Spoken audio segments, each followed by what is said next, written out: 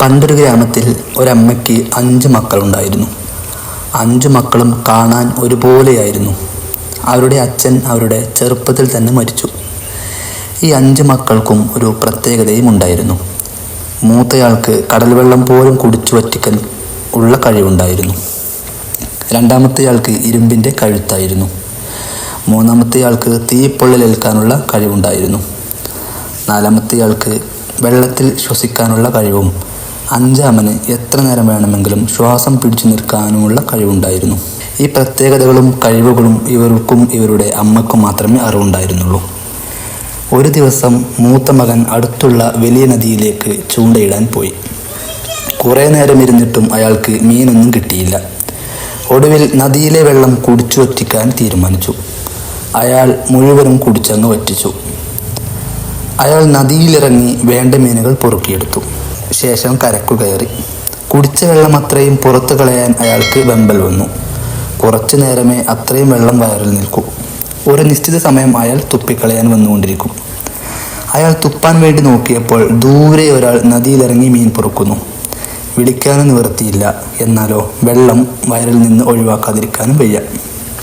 കുറച്ചു നേരം അയാൾ ക്ഷമിച്ചു. അയാൾ കയറുന്ന മട്ടില്ല. അയാൾക്ക് വെള്ളം തുപ്പിക്കളയല്ലാതെ നിവൃത്തിയില്ല. ഒടുവിൽ അയാൾ വെള്ളം മുഴുവനും തുപ്പിക്കളഞ്ഞു. നദിയിൽ നിന്നിരുന്നയാൾ ഒലിച്ചുപോയി.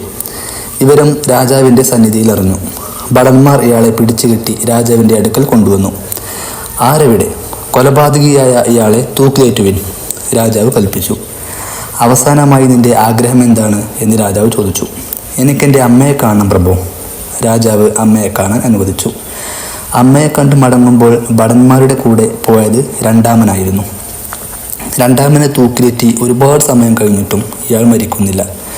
ഇരുമ്പ് കഴുത്തായതുകൊണ്ട് ഒരു പുഞ്ചിരിയോടെ ഇയാൾ തൂങ്ങിയാടുന്നു. എല്ലാവർക്കും അത്ഭുതമായി. മരിക്കാത്തത് കണ്ടപ്പോൾ രാജാവ് അയാളെ തീയിലെറിയാൻ കൽപ്പിച്ചു. അപ്പോൾ അയാൾ പറഞ്ഞു, എനിക്കെൻ്റെ അമ്മയെ കാണണം പ്രഭു. രാജാവ് അനുവദിച്ചു. അമ്മയെ കണ്ട് മടങ്ങുമ്പോൾ ഭടന്മാരുടെ കൂടെ പോയത് മൂന്നാമനായിരുന്നു. രാജാവിൻ്റെ കൽപ്പന പ്രകാരം ഇയാളെ ഭടന്മാർ തീയിലെറിഞ്ഞു. ഒരു പൂന്തോട്ടത്തിൽ ഉല്ലസിക്കുന്ന പോലെ അയാൾ തീയിൽ ഉല്ലസിക്കുന്നത് കണ്ട് എല്ലാവരും ഞെട്ടിപ്പോയി. ഈ ശിക്ഷയും പരാജയമായപ്പോൾ രാജാവ് ഇയാളെ പെട്ടിയിലടച്ച് വെള്ളത്തിൽ മുക്കിക്കൊല്ലാൻ കൽപ്പിച്ചു. എനിക്ക് അമ്മയെ കാണണം പ്രഭു. രാജാവ് അമ്മയെ കാണാൻ അനുവദിച്ചു. അമ്മയെ കണ്ട് മടങ്ങുമ്പോൾ പിന്നെ പോയത് നാലാമനായിരുന്നു.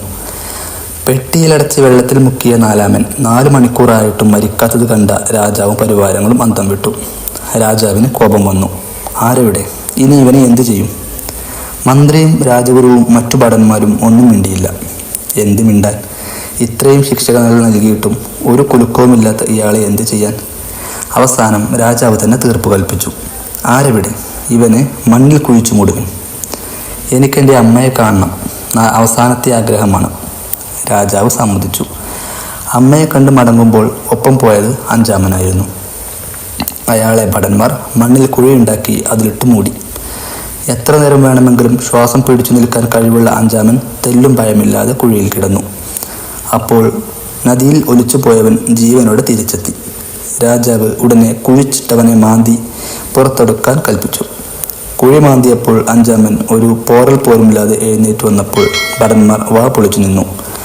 രാജാവ് പറഞ്ഞു, തെറ്റ് ചെയ്യാത്തത് കൊണ്ടാണ് ഇത്രയും ശിക്ഷകൾ താങ്കൾക്ക് നൽകിയിട്ടും താങ്കൾ മരിക്കാതിരുന്നത്. താങ്കൾക്ക് താങ്കളുടെ വീട്ടിലേക്ക് മടങ്ങിപ്പോവാം. ഞാൻ താങ്കളെ വെറുതെ വിട്ടിരിക്കുന്നു. അഞ്ചാമൻ വീട്ടിലേക്ക് മടങ്ങി അമ്മയെയും സഹോദരങ്ങളെയും കണ്ട് സന്തോഷം പങ്കുവച്ചു.